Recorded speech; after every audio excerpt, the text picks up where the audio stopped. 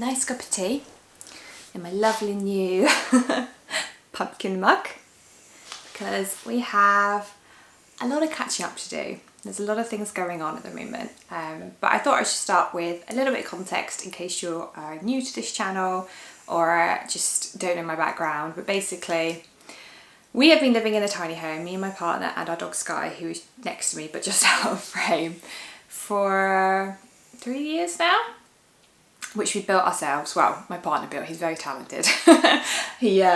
He's never built a tiny home before, but he has done various building things. He's converted vans, and yeah, he was keen to take on the challenge. And essentially the idea of a tiny home really appealed to me.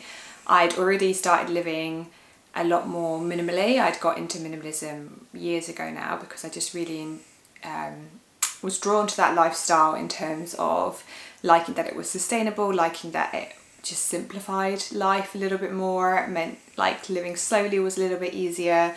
And so I'd already reduced a lot of my possessions, and my partner, because he, particularly at the time, travelled quite a lot, stayed in his van as a freelance outdoor instructor, meant he didn't have a lot of possessions either. So we knew it was something that practically we could do, and my partner had the skills to build it, which meant we saved a lot. And we were really keen to avoid mortgage or rent, both because the cost of that obviously is a lot higher to live in, but also we really want to save to buy our own land to build a house. So obviously we have the tiny home already, so it would be maybe we would move the tiny home onto the land when we buy it, or maybe extend this, or maybe sell this and bigger house, not sure exactly, but that was and is still our dream to do that. So we have been living in this tiny home basically in my partner's mum's garden, which is where it was built, because he had the garage nearby, and she very kindly let us build it here.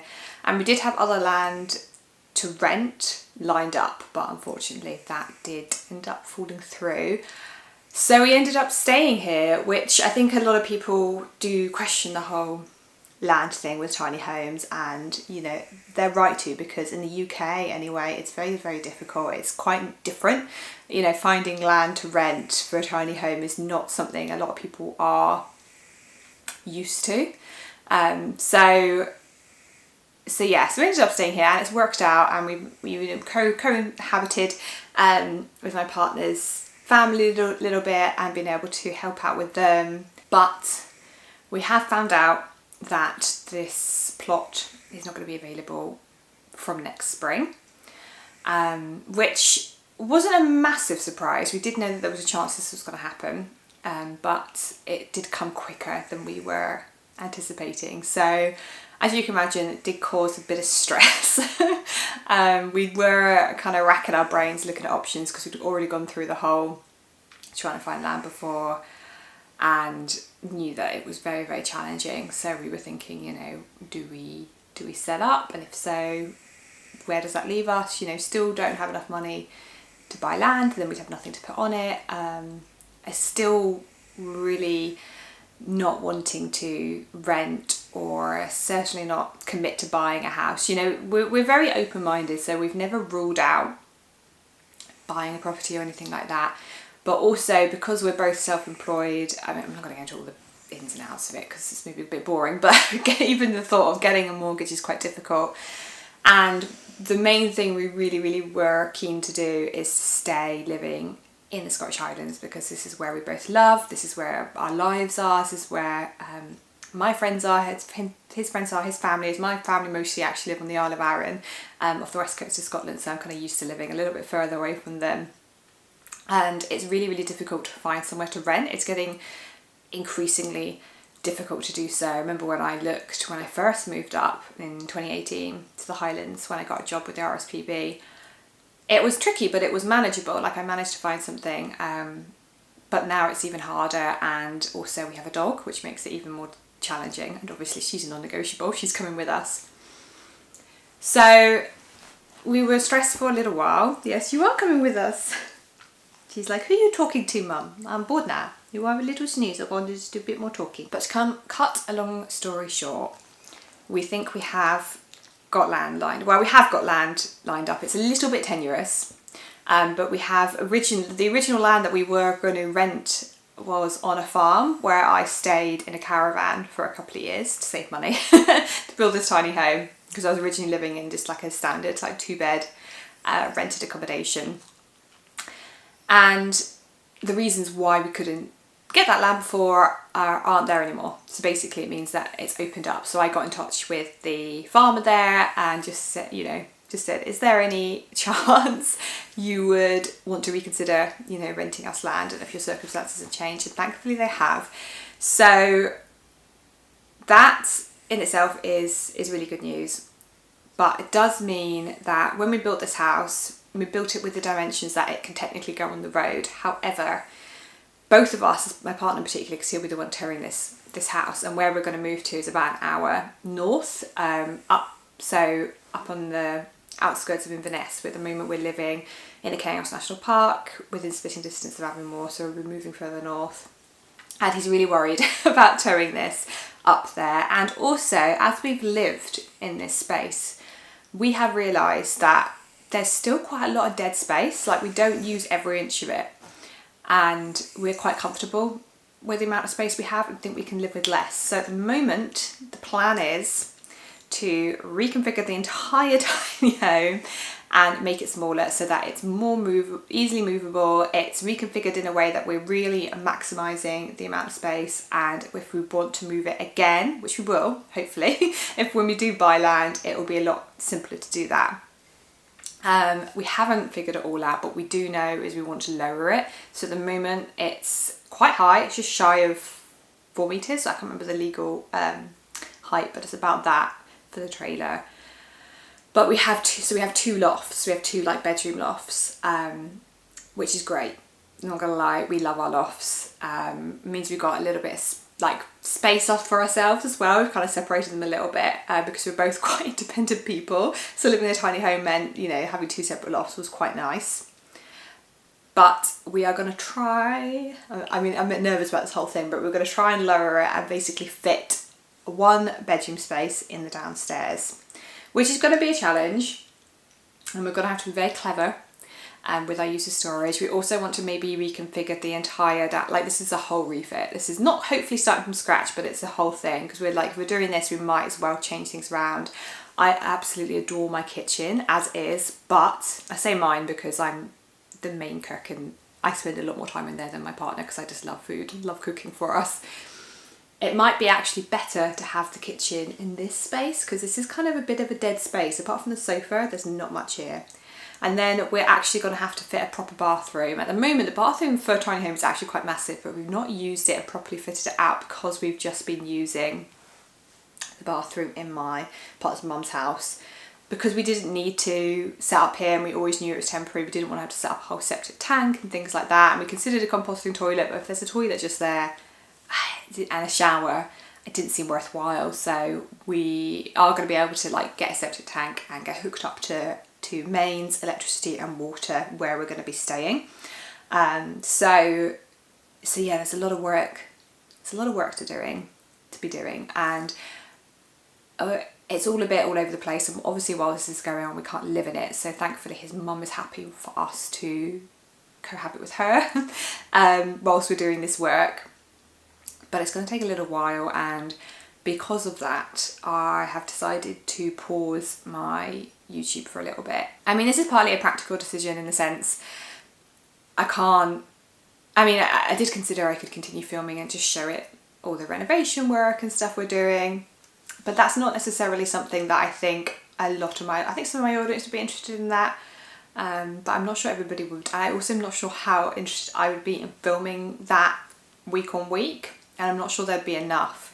And I also know that I'm not happy to film in family's home, family space, because I just feel there's a privacy thing there. I have quite strong boundaries with what I share online, and as you might have seen, I don't think I've hardly ever featured my partner on here or any of my family and friends. It's very much just me and Sky. That's just what works for me and my loved ones. So I just think that practically it's going to be very, very challenging to continue filming the kind of content I love to film for you guys and what I think you like to enjoy. Can you see that Sky's tongue stuck out? She always does this now. It's like an old lady thing, but she's just like sticking her tongue out at me. I always find it funny. And when I say pause, I don't know how this is going to go in terms of like, I don't know how long all this is going to take. We do have an aim. We would, I mean, the timing, again, with the time of year isn't ideal. We do get quite harsh winters up here. We get the most snow in the Cairngorms anywhere in the UK, I believe. So doing the refit and then taking the whole house up north, we're just going to have to figure it out. But that's why we're quite keen to start now, so that hopefully it can be all the external work done and watertight before, you know, the really bad weather hits. And we would love to be in our newish home, in our new location by the new year.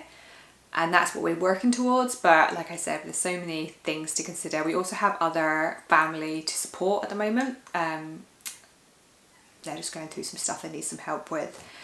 So that with work commitments, yeah, we just don't know how long this is going to take. So yeah, I do think practically I do need to take a step back from YouTube. But also I just feel like this is maybe timed quite well. I've been creating videos pretty much every week since I started this channel back in early 2022. And it can take quite a lot of energy, and yeah, it takes a lot of my creativity putting time into this YouTube. And I have felt over the years, especially over the last year, a little bit burnt out with it and kind of craving a bit of a break to kind of reassess what I'm wanting to be sharing and doing on this channel. So I'm going to use this time to do that and reflect to see, you know, if and when I come back. I do think it is when, partly because also this is my job. So if you don't know, I'm full-time self-employed with my YouTube and also my Substack, the two places that I create content, videos and writing online. So I'd have to look at that as well, you know, from just an income source. Is this the best use of time? And it'll also be interesting to have the break, how much I miss it. I think that's always really important to kind of give yourself space away from things to really reflect. But what I will be definitely continuing is my Substack. So if you don't know what Substack is, it's kind of hard to sum it up, but it's kind of like it's meant for writers. That's at its core. And it started, excuse me, it started as quite a simple like newsletter almost tool, but it's morphed and grown since then, and loads of writers that I really admire on there, and it's a really lovely space to spend time because it doesn't have the same ick factor as other social media is. So I came off of all social media platforms apart from Substack and YouTube years ago now, and I've never looked back, both personally and professionally, for various reasons. I've gone into loads and loads, especially on my Substack, so I won't go into it now, but that's where I'll be continuing. So over on there I create a free blog written post every Monday morning, 8 AM. I've been doing that for years now, and that's available to anybody that signs up or subscribes to my Substack basically, and there's always a link in my description. So if you guys want to go over and sort of check out my Substack and maybe subscribe, you'll get something from me every single week, and it goes into all sorts of things. I do lots of like more personal and in-depth reflections on my life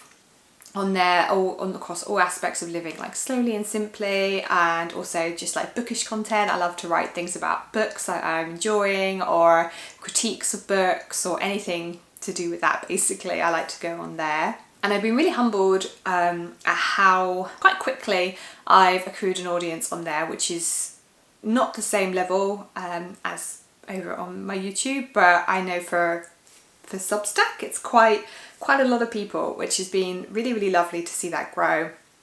And then I also have a paid membership, which means for £6 a month, my paid members basically get an additional something most Fridays. So that's a mix of written and video content. So I'll be able to continue doing video content, and I might explore doing even more, maybe even doing like mini vlogs and stuff over on my Substack. At the moment, the videos essentially I do a monthly tea time. It's kind of like this, like a sit down chat, catch up, but it always has to have like a theme. I think one of the next ones I want to do, because I do love to do bookish stuff, is as I'm moving, it's been a good chance to declutter including my books. So I'm thinking of doing like books that will forever stay on my bookshelf tour, because I do like to do tours and stuff on there as well. And speaking of books, I also do seasonally a video wrap up of everything I read in the previous season and a linked list of my reading list for the season to come, to give people inspiration for that. And then apart from videos, I do my nature diary entries, and I always include a little prompt for that community for that month to kind of see what we can be spotting in nature together and try and help people connect with their local nature, whether they live rurally or more like urban environments.